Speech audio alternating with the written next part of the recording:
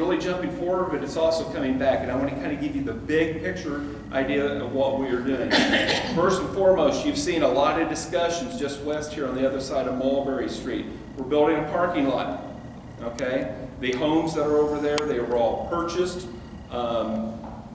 One's being relocated, but the other ones were purchased. They're going to be demolished here any day now. We're going to start building a parking lot. With the parking lot and the street parking around it, we're getting approximately 203 additional parking spots right here. That was paramount for the overall success of this project. We had to increase the parking. The second thing we're doing is we're building, that will be done early next spring. Okay, the construction is going to start now. We need to get the parking lot out here where most everyone parked. Need to move them across the street because we're building a building just west of this building here. We're going to be building a new justice center. And what that means is we're building a building where all of the judges, all the courtrooms are going to be moving into a new building. Literally connected here at the main entrance here.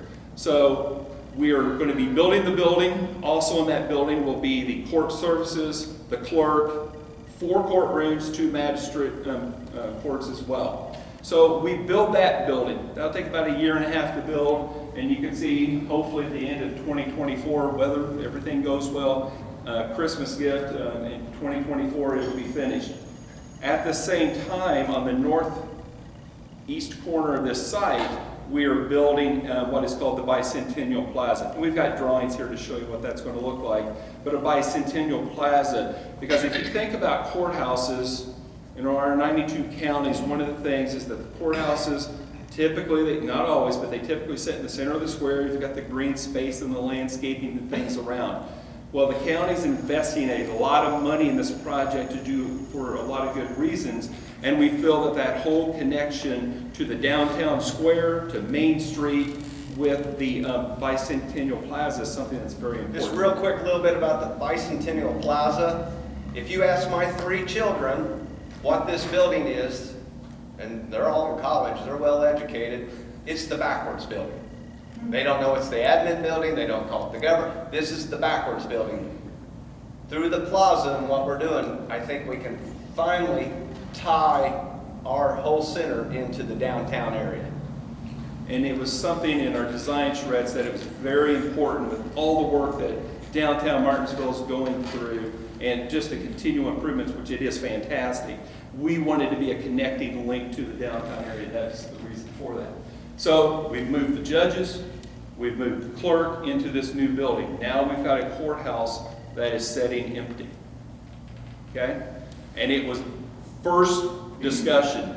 We are using the courthouse, the historic courthouse. We are using it. You know, there was rumors that we weren't, but absolutely we're using it. So as soon as the new building's done, anticipated schedule, then we move into the renovation of the historic courthouse. And this is not just going in, putting paint on the walls and new carpet on the floor. This is addressing a lot of issues for literally decades that needs to be resolved. One, Brian's talked about it, all the ADA compliance. If you've ever been in the courthouse, we need a new elevator. We need new toilet rooms. We need accessibility throughout the building. But what we're doing is the people that are going into the courthouse are going to be the administrative side of county government. When you talk about the treasurer, the assessor, the auditor, the recorder, those type of folks are going into the courthouse. So that building literally, other than the big, thick, load-bearing masonry walls, is going to be completely gutted. Because we can't put the auditor in the courtroom. It's got to be gutted. It's got to be totally redone. So all of the other issues that the courthouse has been facing over the last 20 years, we're going to be upgrading that and fixing those problems once for all with that point of view. So when that building, the courthouse, gets completed in mid-26, then this building in essence will be sitting empty. Okay? And this building is 1996. It's 26 years old. Okay, just think about it. If you have a 26-year-old house, you've replaced carpet, you've painted walls, probably replaced your furnace, you probably have had to do a little bit of plumbing work. Well, this building needs all of that. okay? Even though it's the new county building, it still needs a lot of work. That's backwards. It's back. So the last part of the project that completes the new Justice Center and this building, then this building gets renovated as the last phase. So this is truly a 5-year process, plus the 2 years we've already been in it. So it's overall, it's about a 7-year process that the commissioners and council have been thinking about. So let's talk a little bit about a site plan. This is Main Street. We're sitting about right here. This is the backward side of the building facing Main. And this is Mulberry Street, Jackson, Columbus, Home Banks to the top.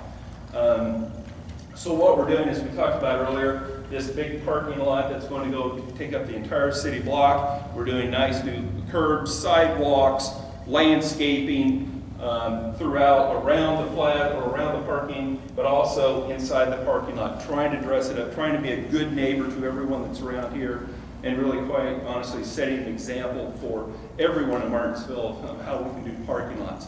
Something that's critical that gets done. Okay? The other aspect of it, as on a temporary basis, approved by the Board of Public Works with the city, is Mulberry Street is going to be temporarily closed. Part of multiple reasons. We got to build a building, okay? And we need the access to get into the building on the west side, but also just for the people that are walking back and forth eventually to the new building, we've got to have some public safety as far as the circulation spaces with that. This is the northeast part of the overall site. This is where the Bicentennial Plaza comes into play.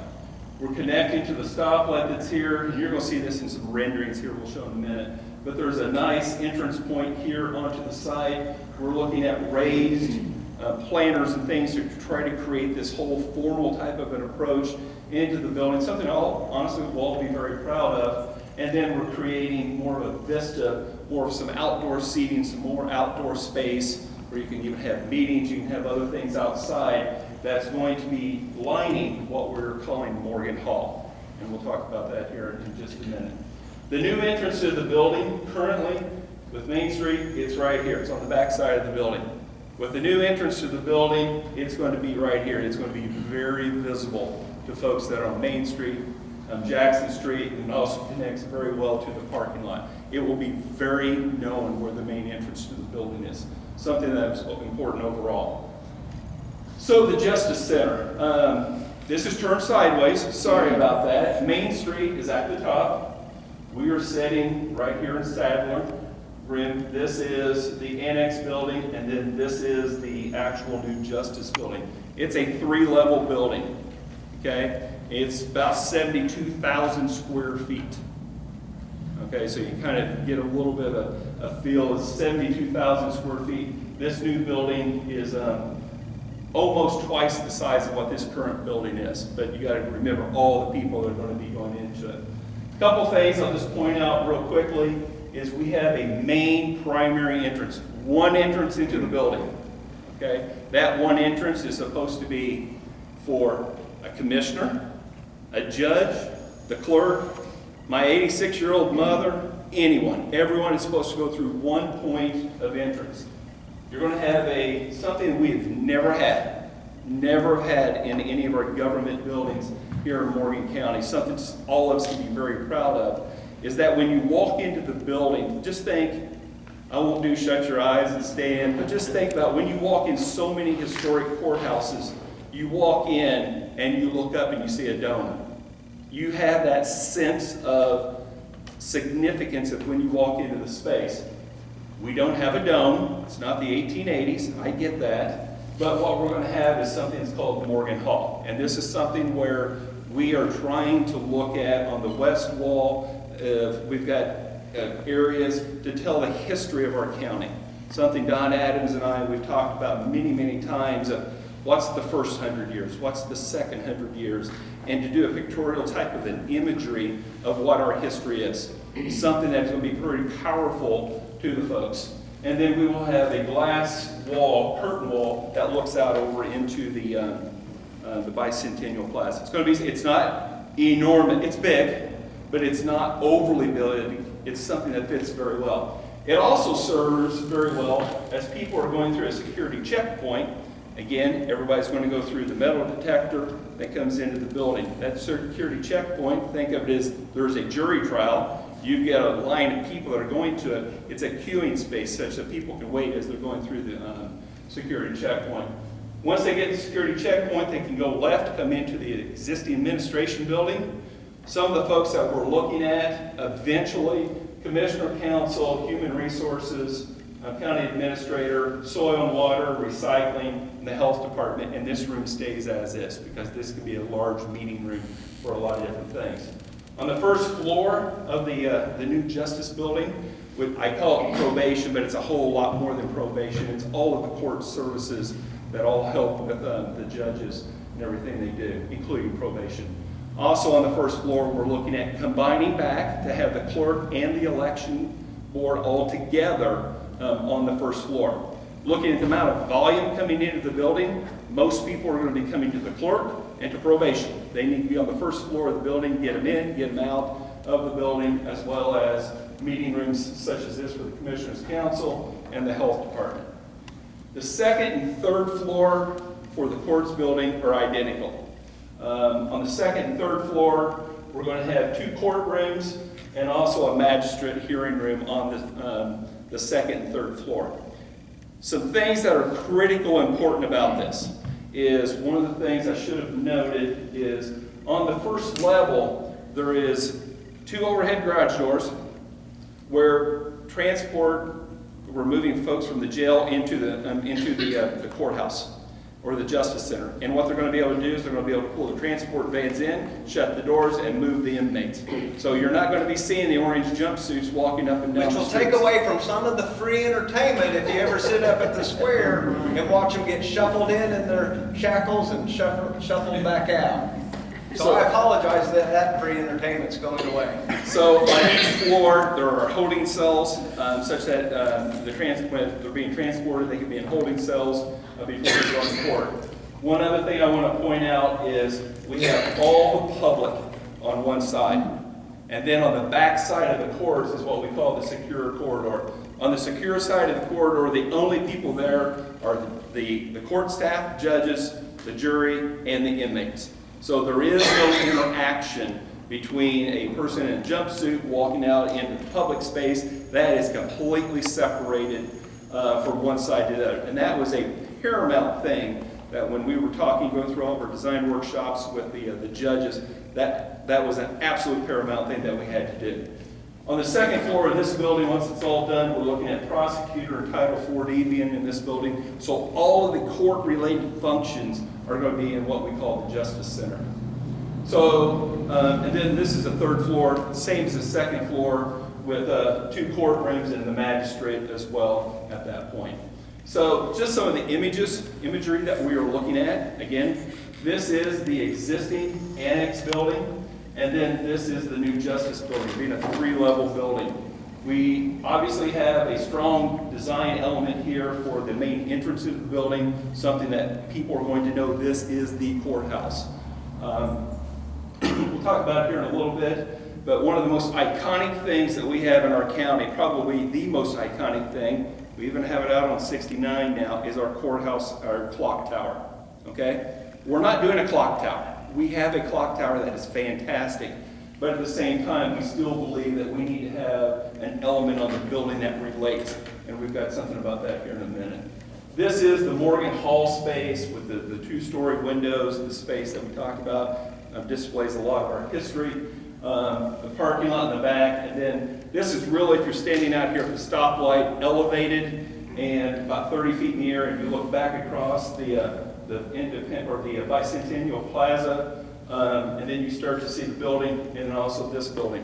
One of the things that we're exploring is we build this nice, new, much needed building. We need to do a little bit of stuff on the existing building, start to tie them in. So we're looking at some pilasters, brick pilasters just applied to the exterior of the building, and then putting a new fascia or a new lid on the building to start to tie it all in together.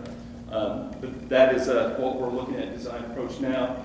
Yeah, this is more at eye level as you're walking into the overall site going through the Bicentennial Plaza. This is something as you turn, you start walking back, you start to see this iconic type of an entrance point, the main entrance here, and then this is like we're looking at out in the plaza area of having a limestone identifying what it is and what the purpose of that is. And real quick, it's fun to work with all these landscape architects and all these other professionals that come in here and don't know that Eric was the left tackle and I was tied in. So on my rendering, I put Eric Ratz on this, and they didn't know how to handle that. So it's fun while we're doing all this that we get to badger each other a little bit.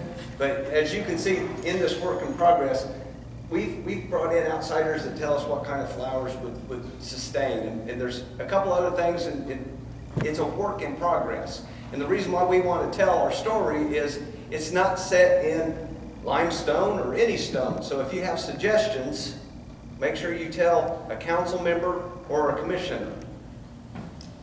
Just some other images as we walk around the front of the building. And then this is one if you're looking from Main Street driving either north or south. When you look back, you can look across, but then you can start to see that this is definitely defining. So Brian's two daughters and son know where the main entrance to the building is. All right, so, and this is just in kind of a black and white, some of the imagery that we're looking at the main entrance. You know, we have the clock tower, and this building is a scaled down thing. Version, but then what we're looking at is developing a true county seal for the county. Historic Courthouse, just quickly in this, we have to do some type of small addition to the building, and that small addition is going to be for restrooms, elevator, a security checkpoint. We've got to rework some space around. But then on the first floor, what we've looked at, and this has to be determined as we go through meetings once we get to that design, but auditor, treasurer, veterans, recorder on the first floor. On the second floor is predominantly surveyor, assessor, planning, extension room, conference room, and a break room. One of the things that we've said all along, this is kind of a yellow highlighted space, what I will call a historic courtroom will remain a large meeting room. Okay? Doesn't make a lot of sense to put an office into that space when that is an iconic space for the overall county. Down in the, then there's a very small third level, most people don't even know about, but that's more mechanical storage, it's some IT. And then down in the lower level, we're looking at that to be predominantly storage and also mechanical space. So with that, 12:44. 1 minute, so. Does anyone have any questions? You know, this is real something. Quick before we jump into questions, I know as an accountant and as a property owner, I was concerned on how we're going to pay for this. And so I want to touch on that real quick, and then we'll open up to the way we've got this done. If we get no net asset value increase going forward, which isn't going to happen, but if we got none, by the time we have all these phases done, okay, if you look at the census, an average home in Morgan County is $160,700. It's going to cost them just shy of $6 per month. If you own a $300,000 assessed home, and if you guys know, if you ever look at the assessments, and the assessments went up because of housing market and whatnot, if your house is really assessed at $300,000, I challenge you, I offer you to sit down because I will buy it. Because if you're assessed at $300,000, and the assessor came in. That kind of blew my story. If you're assessed at $300,000, you probably know that your home's $420,000, $450,000. It's just how it works. So you're not going to sell it for $300,000. If you live in a $300,000 assessed home, it's going to cost you $12 a month. That's if no new business comes in. And part of the theme that I developed at the going is that if we don't invest in ourselves, why should anybody else? And I'm proud to tell you, and I got to keep it on the down low, Josh and I have gone up and we've met with a group that's looking to build a business park in the northern end, because that's I-69, it's coming. But they're looking to put $110 to $150 million into the infrastructure. We met with one of the anchors in this park. He's excited to bring his business here. And he's talking about a $25 to $30 million building. And if this particular business comes here, it usually brings in more hotels and restaurants. That's on the down low. I didn't see the newspaper here today. It's all not concrete, but we got people, we have businesses looking to develop here. And with I-69, it's coming. The mayor's here, he'll tell you, they're looking. There's more people looking at down here in southern Morgan County than have ever looked before. And it's an exciting time. So with that, net asset value will go up. So that person being assessed $300,000 and getting $12, it should come down. That kind of tells you the angle on the finance that we're looking at. Anything else? Anything else? Now hit Eric with the questions. Mr. Boland, you got a question? I'm impressed.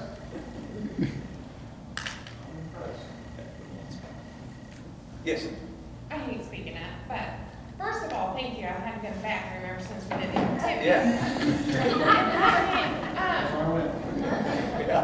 Obviously, there's a lot of different courthouses that we get to see, and can I just ask why we chose for the Justice Center to be attached to the admin building instead of like over by the jail? I'm only asking because we talked about transportation. Excellent question. back Sure, and forth. good, that's a good question. And when you see the new floodplain maps that are coming out that are on the, put us in a pickle, So you'll have the answer. And I'm going to answer that another way. The firm I work for, we're the largest firm in the Midwest of designing jails, courthouses. It's what I do. It's what I do every day of the week. Other things, but that's one of the things that we do a lot of. What I would say is that jail is not going to be there forever. You know, we think about that jail is going to be there for multiple generations. It's not.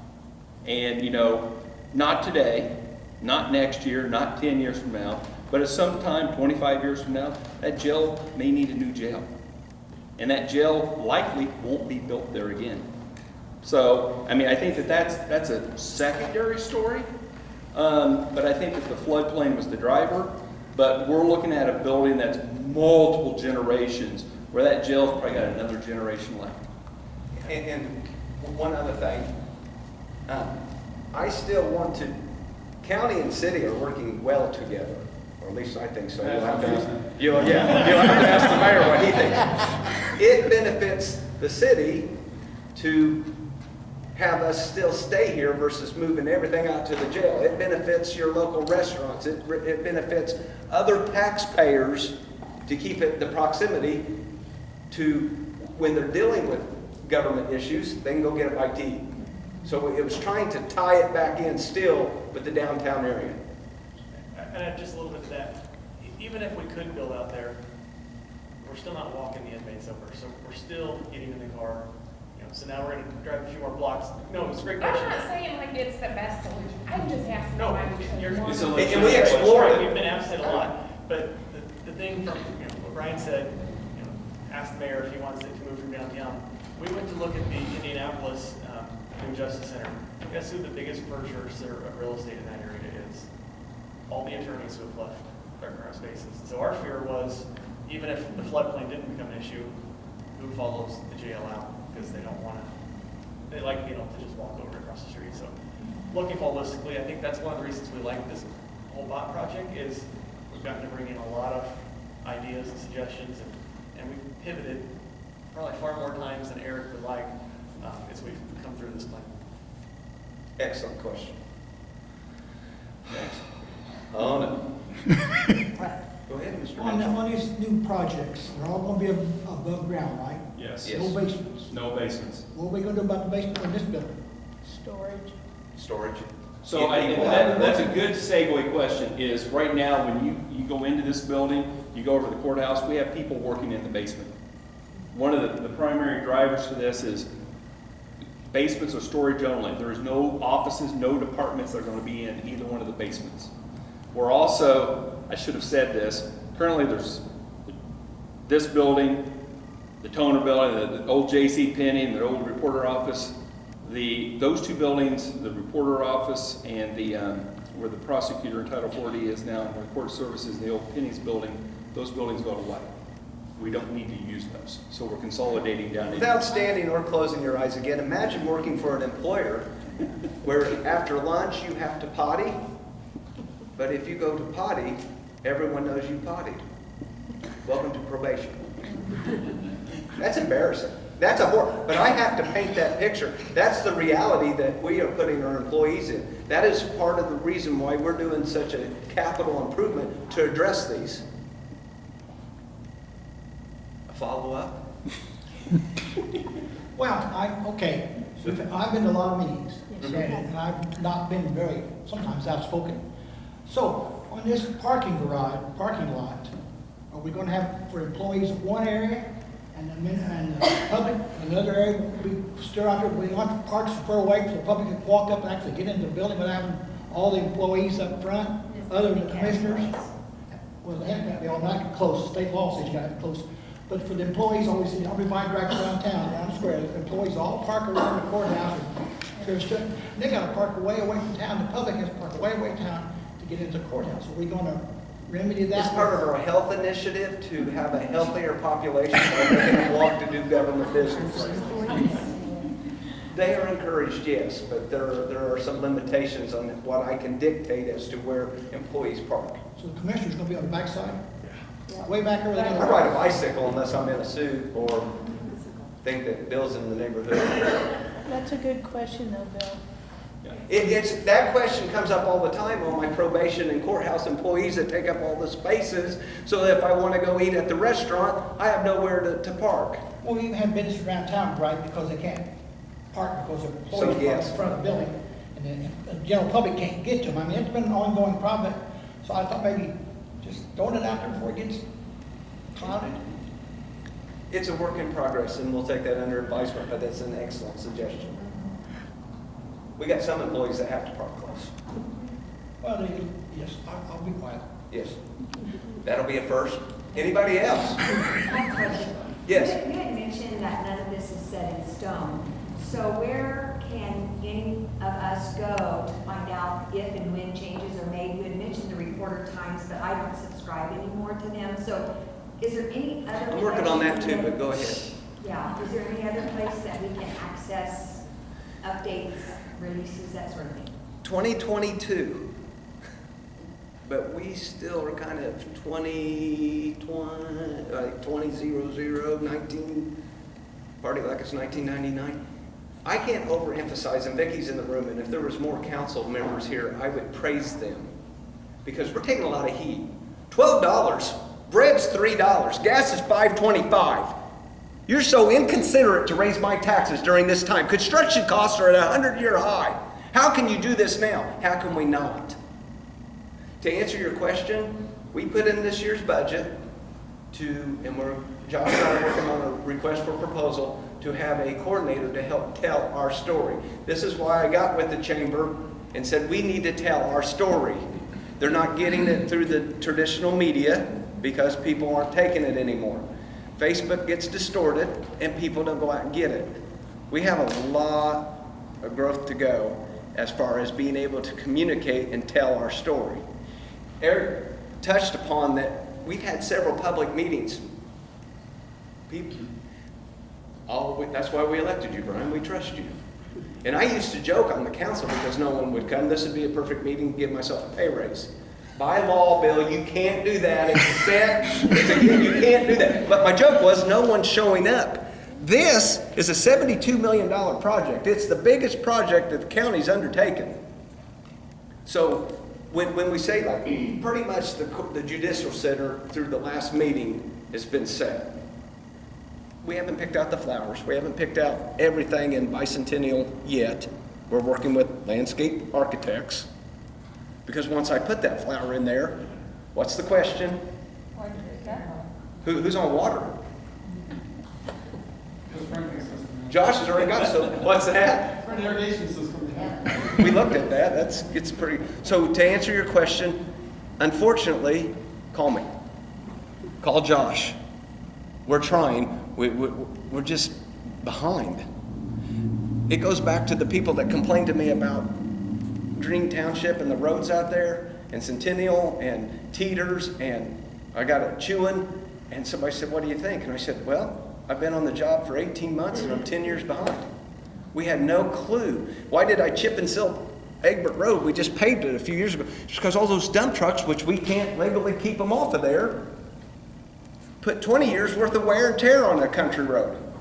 And I don't have the money to repave it. So you save it the best you can. But to answer your question, we're working on that. And we hope by the beginning of the year we'll have some processes to update, to educate the people where you don't have to run Brian down. Thank you. Mr. Mayor. You know, and Brian's absolutely right, but there's an important decision to be made. You would think, this is probably the largest crowd that you've had to give a presentation to, by far. The public, right? yes, the general public. And that's sad. You would think that, residents from Morrisville or whatever, this is a huge project. And they have put a lot of time in getting this accomplished. And it's easy for us to sit back and kind of, you shouldn't do that, why'd you do that, this is inappropriate. But they're trying to tell their story. Nobody wants to show up. And then 5 years from now, they're going to be griping to those guys, well, why'd you do that for? And it's sad. So it's up to us that are here that understand what they're doing is telling the people, when there's a public meeting, you need to show up and get educated on what's going on. Thank you. Absolutely. This is your judicial center. It's not Brian's. It's our judicial center. I get nothing out of this except phone calls and grief. That's honest. But as my wife reminds me, you signed up for it. You ran for it. And I'm a Morgan County native. Yes, I am an artesian. But I root for Morrisville for whoever they're going against, unless it is the artesians. And if I go up to the chamber, I've even told their chamber up there, unless you're going against the artesians, because that's my kids are probably playing, I'm rooting for Morrisville. I'm rooting for the Eminence Eels. I'm rooting for Monrovia. Monrovia is getting ready to explode. This county's changing faster than it ever has. And my whole thing is that as community leaders, as business owners, we need to shape that. It's not just Brian's vision, it has to be our vision. So call me, because right now, getting the news out, it's very difficult because a lot of people don't take the paper. You're listening to WCBK for the songs. When they start talking, plus, when they're talking, usually we're talking. So yeah, contact me, please, or contact Josh. I want to add a little bit to what Brian said. We are not ashamed of what we're doing. We are excited about what we're doing. We want to get the word out, and we want to develop cheerleaders. There's going to be a lot of naysayers, and that's fine. Things cost money, but one of the things we have heard time and time again when we go to other communities, let me frame it slightly differently. Who here has a business? No, I guess most of you. How many of you want to invest your capital in some place where you're not sure what the return's going to be? Developers are coming to us. We're meeting with people who want to put hundreds of millions of dollars into our community. They want to know that we care about ourselves, that good enough isn't good enough. We've got ADA requirements that we haven't met. We have buildings that haven't been updated in decades. We have mold issues. We have all these things that that's good enough. And it's not anymore. So we're proud of what we're doing. We're going to take hit. There's going to be people who are mad. There's going to be all sorts of things. But we want to tell the story, and we want people to get excited and tell the story with us. Any other questions? Because we've ran Bill, I've allocated all. You'll have to meet me afterwards. If you have more questions, because it's 1 o'clock. This is a funny. Okay. All the commissioners but one are bald. Working on it. I'm getting there. Well, I wasn't going to say that. I'm getting there. So he's losing a lot of hair. Vicki? Unfortunately, I find that they tend to go back. Right. I said, I'm in a chamber, and I call you that.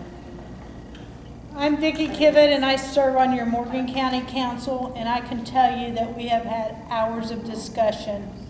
We have some members that are a little reluctant, but they're coming around. Now is our time. I spent 20-some years in that courthouse.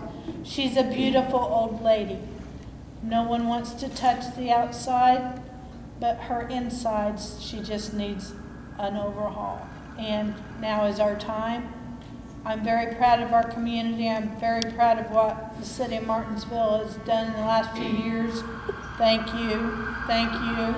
And this is our time to do it. We're all open, the council and commissioners are very open to talk to you. Our meetings are Zoomed and, you know, we're very transparent, but we all feel very strongly at this point that it is our time to go forward, create a future for our kids, help convince our kids that Martinsville is where they need to stay, want to stay, raise their children, our grandchildren. Let's do this together. Thank you. And I'll end it on that. Aaron, you're done? Done. Thank you. Thank you. Thank you.